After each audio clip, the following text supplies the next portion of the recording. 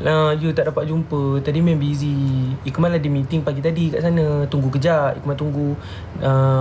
Sebab diorang record konten lama juga. Habis pukul 1 ke 2. Tapi Ikmal dah habis meeting tu macam busy kan. Diorang busy jadi Ikmal tak nak ganggu. Ikmal tunggu balik.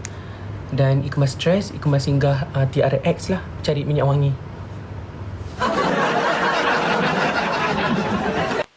Tadi Ikmal stress. Ikmal cari minyak wangi. Lepas stres kak.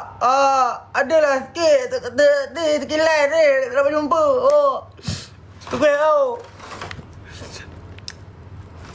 Dan macam stres dia. Yelah. Okey lah tu kan. Normal lah kan. Akak normal lah kan.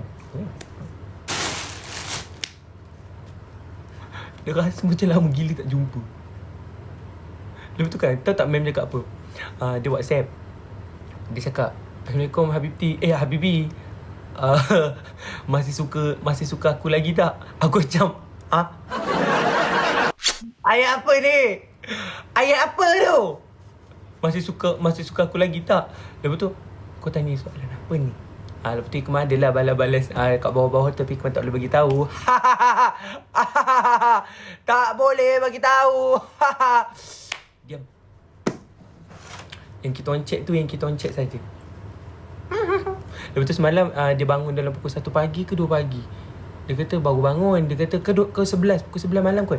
Dia kata baru bangun. Kak Ijui terima kasih. Dia kata baru bangun daripada terlelap. Lepas tu dia kata Ikmal nampak sangat handsome dekat dalam gambar tu dengan pakai baju Melayu.